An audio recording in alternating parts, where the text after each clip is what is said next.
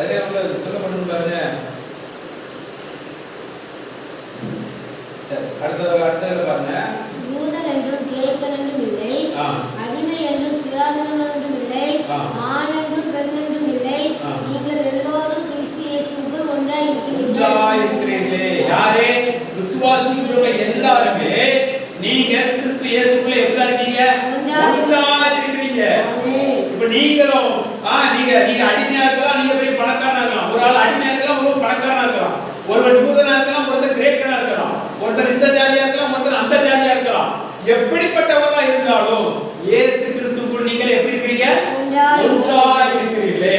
ஒரே ஆவியுடையவர்களா இருக்கிறீர்களே. இயேசு கிறிஸ்துவுடைய ஆவியுடையவர்களே இருக்கிறீர்களே அப்படின்னு சொல்லுது வேதம். சொல்லுகிறது கிறிஸ்துவின் ஆவி இல்லாதவன் கிறிஸ்தவன் அல்லவே. ஹalleluya. அப்ப கிறிஸ்துவின் ஆவி யாருக்குள்ள பெறப்படுகிறது? யார் விசுவாசிக்கிறார்களோ அவர்களுக்குள்ளே என்ன ஆவி செயல்படுகிறது? கிறிஸ்துவின் ஆவி செயல்படுகிறது. அவர்கள் கிறிஸ்துவுக்கு உட்பட்டவர்களாய் இருக்கிறார்கள். அவர்களுக்கு ஒன்றாய் கிறிஸ்துவுக்குள் ஒன்றாய் இருக்கிறார்கள். அவர்கள் கிறிஸ்துவை தரித்திருக்கிறார்கள். அவர்கள் மறுபடியும் பிறந்தவர்களாய் இருக்கிறார்கள். ஹalleluya. அப்ப இப்படி இருக்கிறவங்கள தான் வசனம் என்ன சொல்லுது? 29 சொல்லுது கடைசில, நீங்கள் கிறிஸ்துவுடையவர்களாய் ஆனால் ஆபிரகாமின் சந்ததியாரையும் வாக்குத்தத்தத்தின்படி சுதந்திரராயும். ஆமென். ஹalleluya. நீங்கள் கிறிஸ்துவின் உடையவர்களானால் ஆபிரகாமின் சந்ததியாராயும் வாக்குத்தத்தத்தின்படி சுதந்திரராயும் இருக்கிறீர்கள். ஆமென். அப்ப நீங்கள் கிறிஸ்துவின் உடையவர்களாய் இருக்கணும்னா நீங்கள் என்ன செய்யணும்? விசுவாசத்தினால். தேவன் இயேசு எனக்கு செய்ததெல்லாம் விசுவாசத்தினால். அவரோடு கூட விசுவாசத்தினால் தான் நான் மரித்தேன். அவரோடு கூட நான் விசுவாசத்தினால் தான் பிழைத்தேன். இப்போ எனக்குள்ள இருக்கிறது நான் விசுவாசத்தினாலே அவர் எனக்குள்ளே இருக்கிறார். நான் விசுவாசத்தினாலே நாங்கள் ஒன்றாய் இருக்கிறோம். விசுவாசத்தினாலே நாங்கள் அவரை தரித்து இருக்கிறோம். விசுவாசத்தினாலே நாங்கள் தேவனுடைய புத்திரராய் இருக்கிறோம். விசுவாசத்தினாலே நாங்கள் தேவனுடைய பிள்ளையாக இருக்கிறோம். ஹalleluya. இது எல்லாமே விசுவாசத்தினால் நமக்கு கொடுக்கப்பட்டது. விசுவாசத்தினால் நான் நீதிமானாக இருக்கிறேன். விசுவாசத்தினாலே அதெல்லாம் சொல்லப்பட்டிருக்கு பாத்தீங்களா? நீதிமானாக்கப்படுவதற்கு, நாம் விசுவாசத்தினாலே நீதிமானாக்கப்படுவதற்கு. ஹalleluya. எல்லாமே நீங்க விசுவாசத்தினால தான் பரிசுத்தமாக்கப்பட முடியும். விசுவாசத்தினால தான் நீதிமானாக்கப்பட முடியும். விசுவாசத்தினால தான் நீங்க தேவனுடைய பிள்ளையாக்கப்பட முடியும். என்ன விசுவாசம்னா இயேசு கிறிஸ்துவை பற்றும் விசுவாசம். எனக்காக தேவன், பிதாவாகிய தேவன் தன் சொந்த குமாரனை எனக்காக அனுப்பி என் பாவ சாபங்களை எல்லாம் சுமந்து என் குற்றங்கள், எனக்கு விரோதமான சட்ட திட்டங்கள், எனக்கு விரோதமான கையெழுத்துகள், எனக்கு விரோதமான மீறுதல்கள், எனக்கு விரோதமான அக்கிரம செயல்கள் எல்லாவற்றையும் அவர் சுமந்து தீர்த்து அவர் மரித்தார். சுமந்து தீர்த்தது அல்ல, அதற்காகவே மரித்து மறுபடியும் பிழைத்தார். ஏன்னா நம்ம பாவத்தை விட்டுல மட்டும் இல்ல, பாவத்தை மனுஷனே மரிக்கிறோம். அதான் இது வித்தியாசம். நமக்கு எல்லாம் பாவத்தை விடுவிடுன்னு சொல்றாங்க. பாவத்தை விடுவிடுன்னா நியாயப்பிரமாணம் சொல்லுச்சு. யாராவது விட முடிஞ்சுச்சா? நான் உங்ககிட்ட ஒன்று சொல்லுறேன். நீங்க ஒரு காரியத்தை சொல்றேன், சொல்லி இதை மட்டும் நீங்க சிந்திக்க கூடாதுன்னு சொல்றேன். இந்த ஒரு நாள் முழுவதும் நீங்க இதை சிந்திக்க கூடாது சொல்றேன். ஒரு ஆள் நீங்க அதை சிந்திக்காம இருந்து பார்ப்போம். நான் சொன்னதை இப்போ நான் சொல்லல, நான் இப்போ அந்த காரியத்தை எதையுமே நான் ஒன்றும் சொல்லலப்பா. நீங்க சிந்திப்பீங்களா? சிந்திக்க மாட்டீங்க. இப்ப நான் உங்களுக்கு சொல்றேன், நீங்க மாம்பழத்தை இன்னைக்கு ஃபுல்லா நீங்க நினைக்க கூடாதுன்னு சொல்றேன். நான் சொன்னது குறவே நீங்க நினைக்காம இருப்பீங்களா? நினைச்சே தீர்வோம். அது ஏன்னா அந்த சிந்தை மனித சிந்தை அப்படி வரும். எதை செய்ய, அதாவது ஆதாம் பழத்தை சாப்பிடாதுன்னு சொன்னதுனால அந்த கண் வந்துச்சு, இல்லாட்டி வராது. ஒரு காரியத்தை நாங்க இதை செய்யாதன்னு சொன்னாதான் அந்த அந்த எண்ணமே உங்களுக்கு வந்துகிட்டே இருக்கும். இது பாவத்தை நான் சொல்ற பாருங்க. இப்போ இயேசு சொன்னார், ஒரு பெண்ணை இச்சையோடு பார்ப்பதே நீ என்ன செய்ய உபச்சாரம் செய்ய.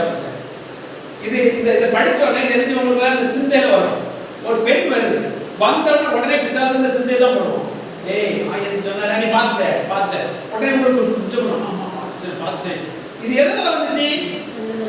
அதை நான் சிந்திக்கிறதுனா, அந்த வசனத்தை சிந்திக்கிறதுனா. இதெல்லாம் இயேசு நியாயப்பிரமாணத்துக்கு உட்பட்டவராக இருந்தவர். ஹalleluya.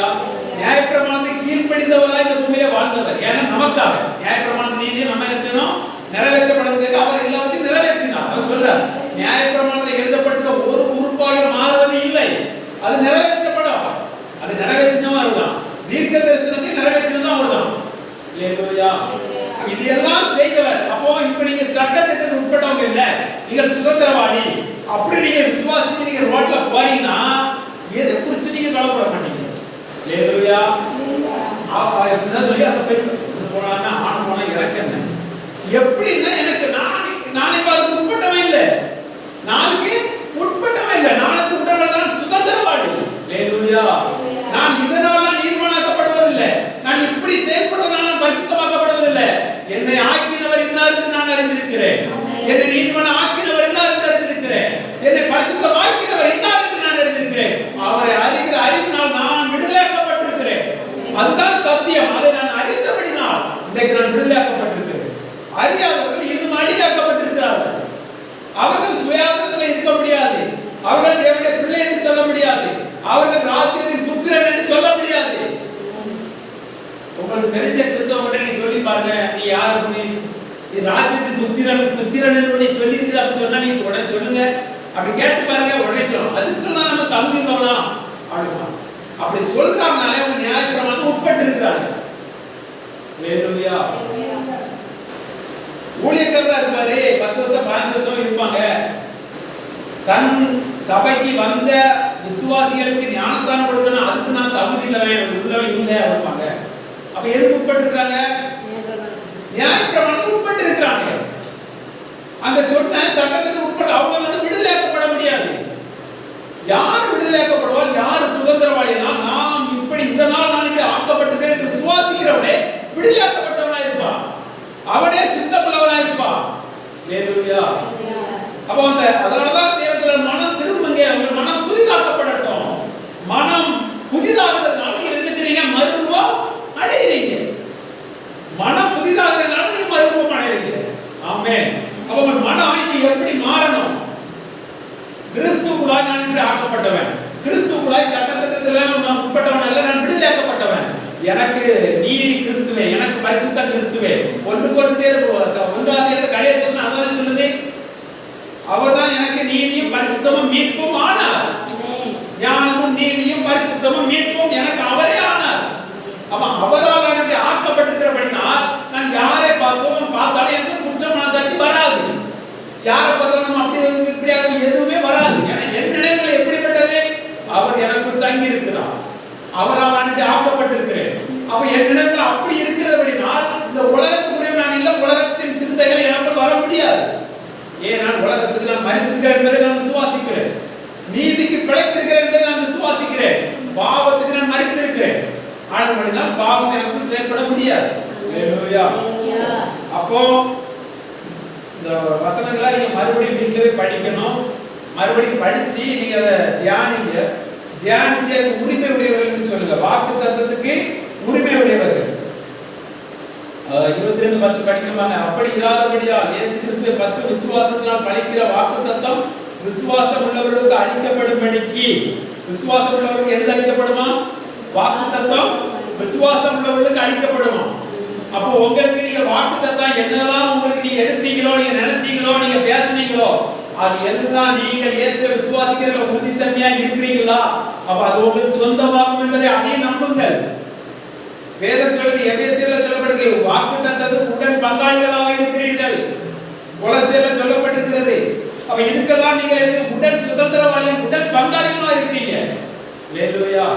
அப்போ நீங்க சொல்லலாம், நீங்க வேதத்தை படிக்கிற எல்லா வாக்குத்தத்தங்கள்லாம் உங்களுக்கு வரும்போது அதெல்லாம் நீங்க குறிச்சு வைத்து அதை மனப்பாடம் பண்ணி அதை நீங்க தினமும் பேசி அதுக்கு நான் சொந்தக்காரனா இருக்கிறேன் நீங்க தரித்துக் கொள்ளும் பொழுது அது எல்லாம் உங்களுக்கு உரிமையுடையதாய் மாறுகிறது. அல்லேலூயா. அதுதான் சுவிசேஷ வேதம் சொல்லி, நீங்க சுவிசேஷத்தை கேட்கிற சுவிசேஷத்தை உறுதியாக ஸ்திரமாக நீங்க விசுவாசிக்கிறீர்களானால் அது அப்படியே உங்களுக்கு ஆகும் என்று சொல்லுகிறார். எப்படி எப்ப ஆகுமா? உறுதியாகவும் ஸ்திரமாகவும் இருப்பீர்களானால். நாம் அதை விசுவாசிக்கும் சூழ்நிலை வேற மாதிரி போய் கொண்டிருக்கலாம், ஆனால் நீங்க உறுதியாகவும் ஸ்திரமாகவும் அசராம அதையே நீங்க விசுவாசித்துக் கொண்டிருந்தால் அப்படியே ஆகும் என்று சொல்லுகிறார். அல்லேலூயா. அப்போ நம்ம விசுவாசிகளாக நாம் வாக்குத்தத்தத்துக்கு சொந்தக்காரர்கள், தேவனுடைய பிள்ளைகள், சுதந்திரவாளிகள். ஆமென். ஆனால் நீங்க இப்ப சுதந்திரவாளியா இருக்கிறீங்க.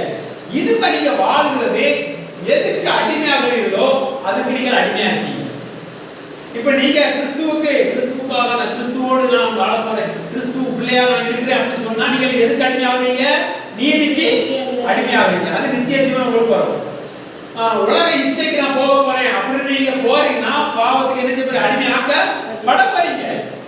பாவத்துக்கு அடிமையாக்க பட விடுதலையாக்கினார். நீங்க விசுவாசத்தினால் விடுதலையாக்கினார். நீங்க விசுவாசத்தை மறந்து இந்த கலாத்தியால உள்ள ஜனங்கள் மறுபடியும் அடிமைக்குள்ள போனது போல நீங்க போனீங்கன்னா அதுக்கு அடிமையாவீங்க. அதனால இறுதி வரையிலும் இந்த விசுவாசத்திலே நிலைத்திருக்க வேண்டும். இறுதி வரையிலும் விசுவாசத்தை நீங்கள் காத்துக்கொள்ள வேண்டும்.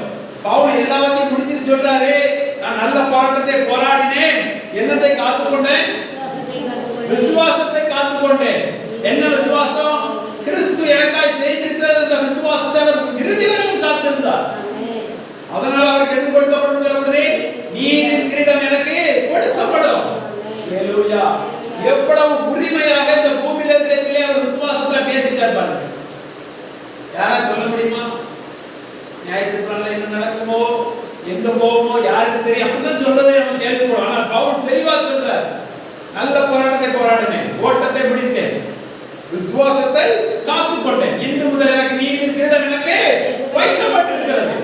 ஹalleluya. யார் பதறிட்டு இருப்பாங்க தெரியுமா? பாவ உலகத்துக்குரியவன், மரித்து மறுபடியும் பிழைக்காதவன், நியாயப்பிரமாணம் உட்பட்டிருக்கிறவர்கள் பதறிக் கொண்டிருப்பார்கள். அவர்கள் கடைசி வரையும் தேடிக்கிட்டே தான் இருப்பாங்க. கடைசி வரையும் நான் என்ன குற்றப்பட்டிருக்கேன், என்ன குற்றப்பட்டிருக்கேன்னு நினைச்சிட்டு இருப்பாங்க. நீங்க நிறைய உபதேசத்துல கேட்டீங்க பார்த்தீங்களா?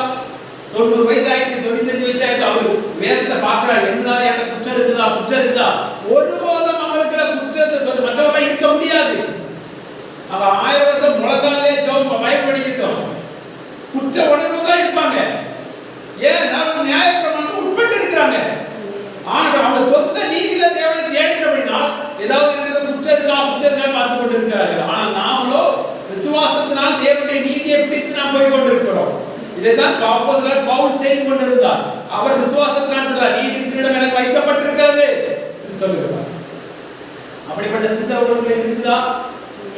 உங்கள் விசுவாச தன்மை இன்னும் உறுதியாக்கப்படட்டும். உங்கள் விசுவாசம் இன்னும் உறுதித்தன்மை